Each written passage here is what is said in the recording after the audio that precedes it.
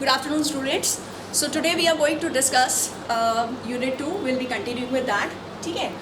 और आज हम स्टडी करेंगे सिंप्लीफिकेशन ऑफ बूलियन एक्सप्रेशंस.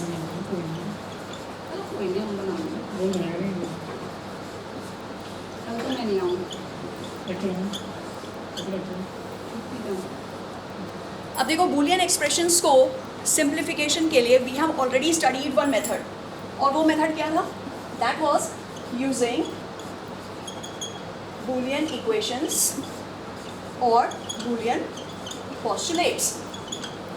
ठीक है. तो अब देखो हमारे पास कुछ बूलियन थ्योरम्स थे, कुछ बूलियन लॉज थी जो यूनिवर्सली एक्सेप्टेड है. ठीक है. तो in case if you have any number of variables and I want to simplify them, तो आप क्या कर सकते हैं? You can apply those particular laws, you can apply those postulates and you can find out the simplification. Right. Now second जो method आता है इसमें, that is your K map. So what is a K map? K map stands for Karnaugh map. ठीक है. अब यहाँ पे तो हमारे पास कुछ इक्वेशंस थी, कुछ बूलियन एक्सप्रेशंस थे जो यूनिवर्सली एक्सेप्टेड हैं. आप अपने इक्वेशन में उसको अप्लाई करते थे and then you use to get your resultant और सिंप्लीफाइड एक्सप्रेशन. के मैप क्या है? This is a graphical representation. तो ग्राफिकल रिप्रेजेंटेशन का मतलब क्या है? Now if you have number of variables, तो based on number of variables you can find out a particular rows, you can find out particular columns, you can generate a cell structure, and from that cell structure you can be able to find out the simplified expression. ठीक है. and then जो third आपका mechanism है, that is your Quinn-Mikulski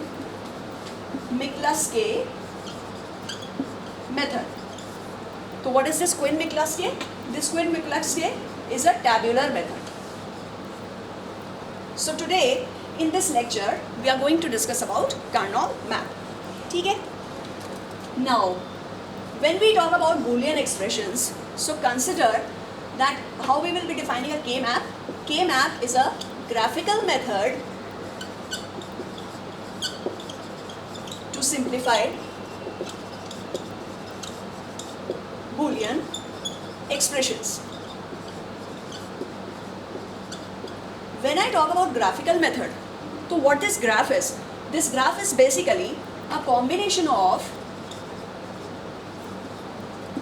rows and columns.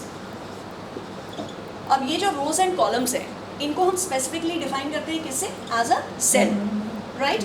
तो consider कि you have two variables, और let us start with a single variable. हमारे पास एक single variable है a. So all of you know कि a की आपके पास binary में कितनी states हो सकती हैं? You can either have a state 0 or you can have a state 1. When I talk about 0, that means I am talking about a bar. And when I talk about 1, that means I am talking about a.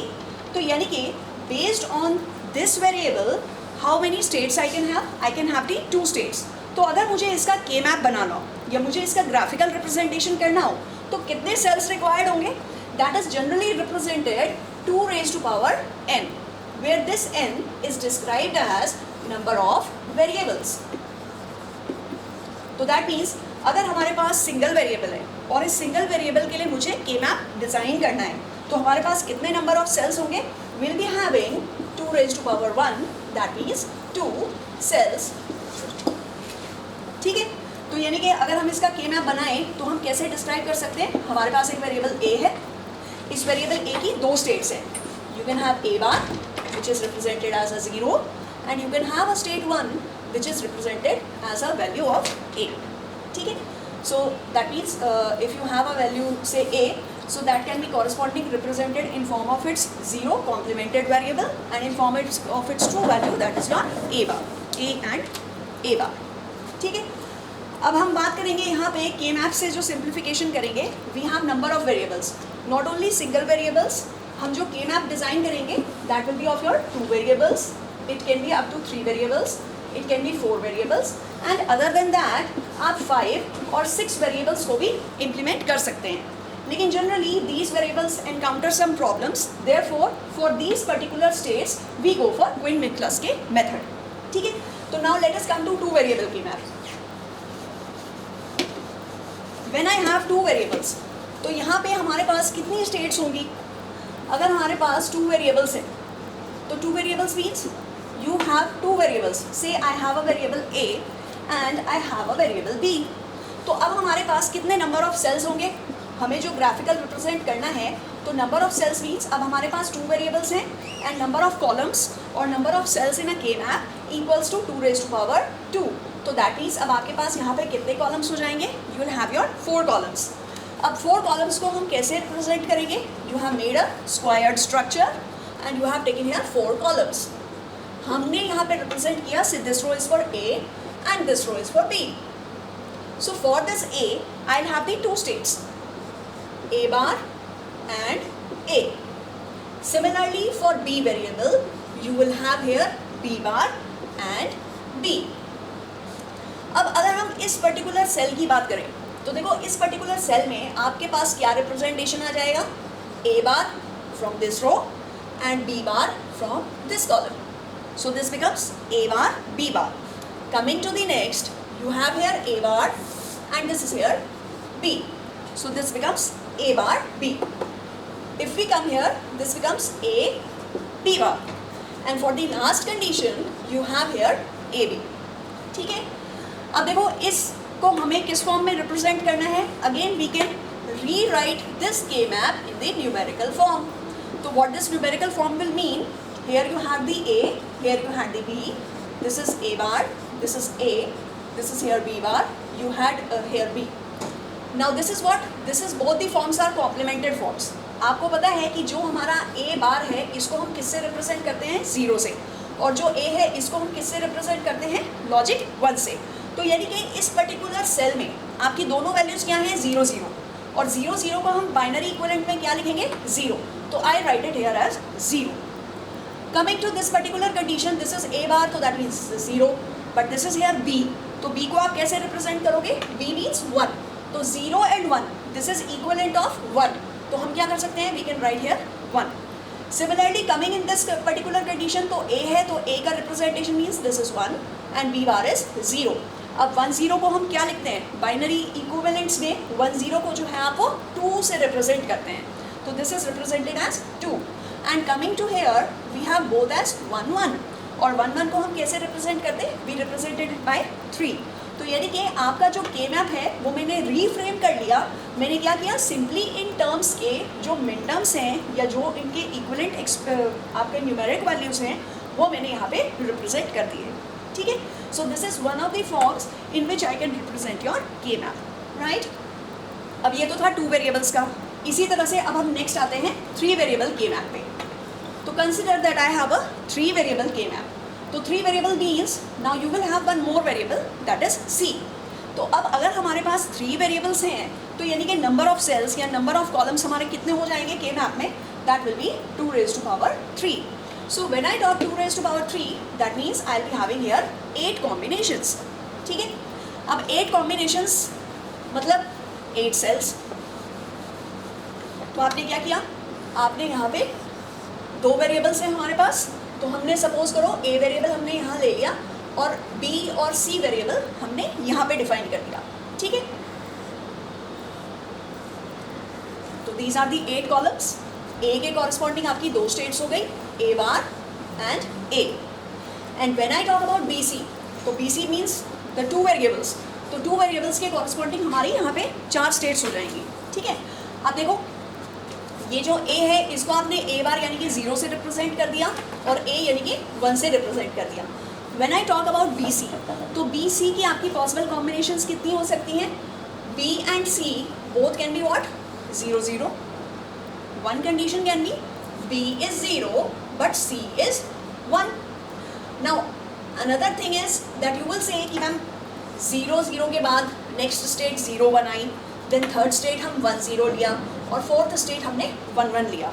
This happens where? This happens in case of a truth table. But when I am talking about a K map, तो के map में आपको क्या ध्यान रखना है कि यहाँ पे एक कॉलम से जब आप दूसरे कॉलम में ट्रांजिशन कर रहे हैं तो there will be only a single bit change. Okay? तो सिंगल बिट चेंज का मतलब क्या है? जब यहाँ पे था तो 0 0 से आपने क्या किया? ये 0 बिट एज इट इज रखी, this 0 bit is kept as it is, and you have simply change this value to 1. Next अब क्या होगा, नेक्स्ट ट्रांजिशन में ये जो 1 है ये तो आपका सेम रहेगा, लेकिन ये जो हमारा स्टार्टिंग में 0 था, now this 0 will change into 1. And in last condition what could be, now this 1 is kept as it is, और ये जो 1 आपने पहले चेंज नहीं किया था, this state will be inverted. ठीक है. So whenever we are designing a K map, it is to be kept in mind कि whenever you are reaching from one to the next state, तो there is only a single bit change. Okay? तो अब अगर हम इस तरह से define करें तो यानी कि ये क्या हो जाएगा आपका b bar c bar. This will be what? b bar c. Here it will be b c and here this will be b c bar. ठीक है.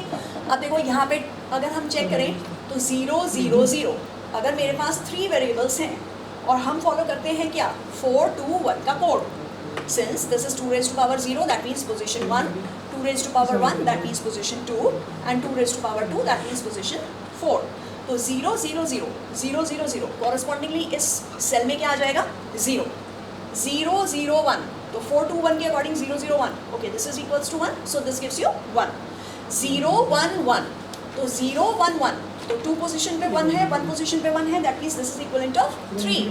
Now 0 1 0, this is equivalent of 2. Accordingly you can also calculate here. So this is 1 0 0, this gives you 4 1 0 1.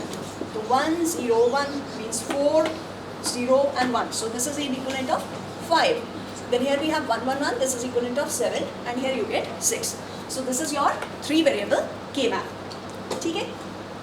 अब हम next आते हैं 4 variable K map में. Will also discuss one question related to this, but most commonly जो हमारे variables use करते हैं के मैप में वो 2 3 और 4 वेरिएबल्स का है. तो I also discuss here about 4 variable K map. तो अब अगर हम बात करें 4 वेरिएबल के मैप की, तो earlier you had just the 3 variables and now you have another that is 4th variable, so that means this becomes your variable d. अब हमारे पास कितने नंबर ऑफ कॉलम्स या नंबर ऑफ सेल्स हो जाएंगे, तो that will B 2 raised to power 4, यानी कि देयर विल बी 16 सेल्स और 16 कॉलम्स. ठीक है. तो अभी हम क्या करेंगे, 16 कॉलम्स विल डिजाइन.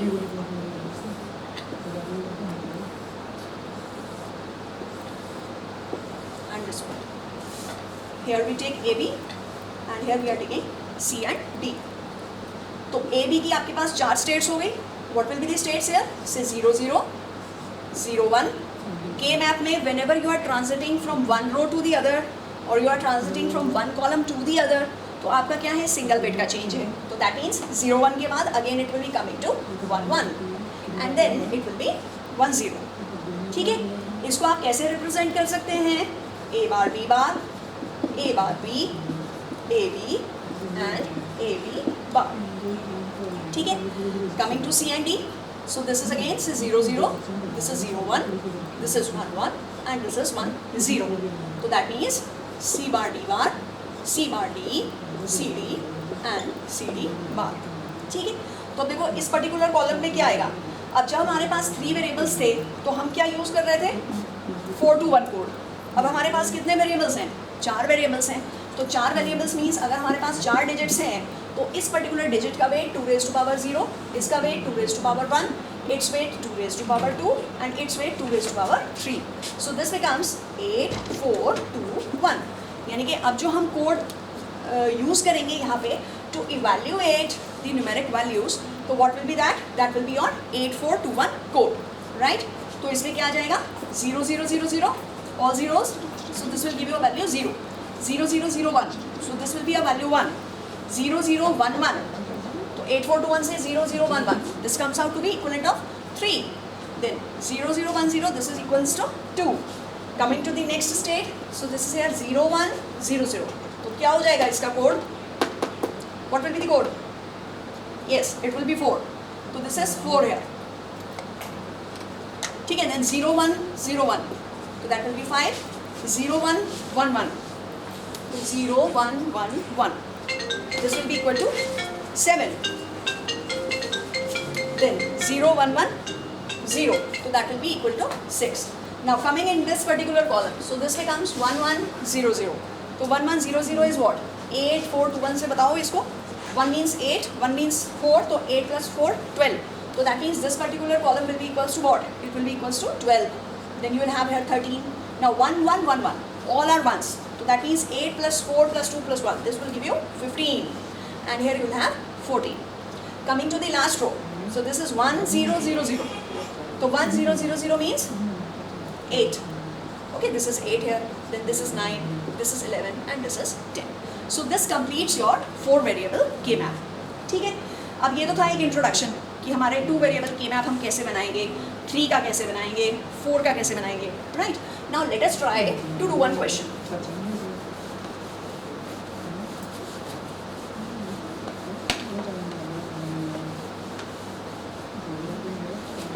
अब कंसिडर कि हमारे पास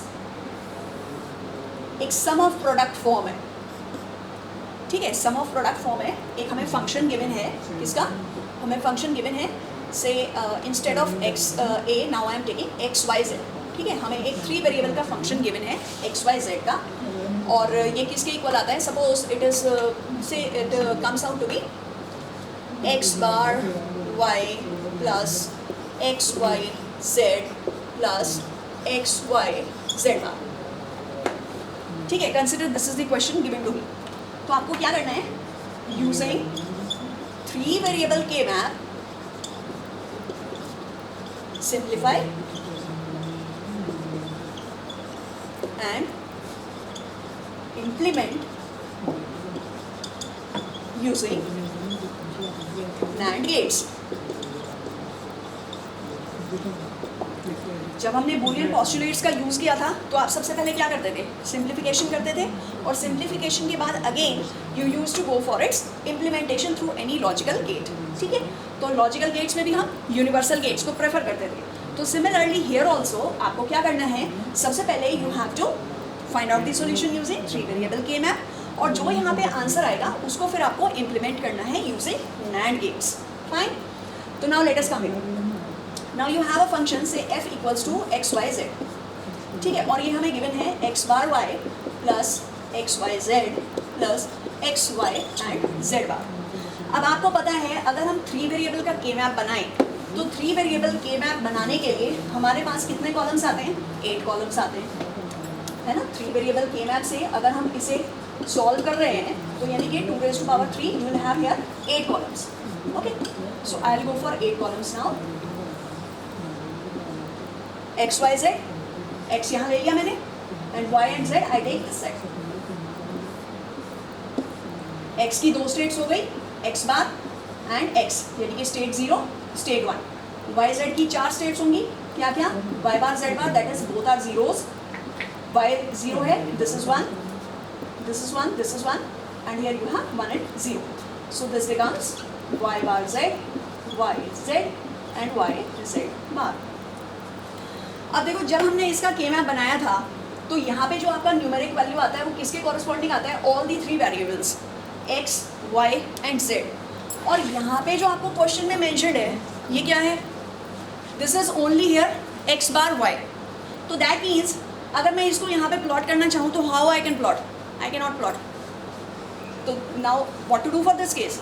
तो व्हाट यू डू, अगर हम यहाँ पे एक्स बार वाई में जेड प्लस जेड बार की मल्टीप्लिकेशन कर दें तो will it change the question? No. Why? If Z is 1 Z bar is 0, तो 0 + 1 क्या होता है? 1. तो यानी कि अगर हम इसे एक्स बार वाई डॉट 1 लिख दें और इस 1 को हम यहाँ पे डिफाइन कर दें जेड प्लस जेड बार से, so it will not make any difference. ठीक है, तो आपने क्या किया? ये जो हमारे पास एक्स वाई था इसमें यहाँ पे जेड वेरिएबल आपका मिसिंग था, तो इस z वेरिएबल को मैंने कैसे इसमें मल्टीप्लाई कर दिया? z प्लस जेड बार के कॉरस्पॉन्डिंग मल्टीप्लाई कर दिया. ठीक है, यहाँ पे फिर नेक्स्ट आपका एज इट इज है, this is X Y Z and then it comes out to be X Y and Z bar. ठीक है, जब इसे एक्सपैंड करोगे तो क्या आ जाएगा? X bar Y Z plus X bar Y Z bar plus X Y Z and X Y Z bar. ठीक है, ये हमारा एक्सपेंशन हो गया. Now if you consider this case, ये क्या हो रहा है आपका? यहाँ पे सम ऑफ प्रोडक्ट इक्वेशन है, मीन्स ये आपका पहला प्रोडक्ट है. ठीक है, दिस इज आपका सेकंड प्रोडक्ट है, 3 टर्म्स का प्रोडक्ट है. This is third product and this is your fourth product. और आप क्या कर रहे हैं, you are summing all these, so that means it gives you a sum of product equation form.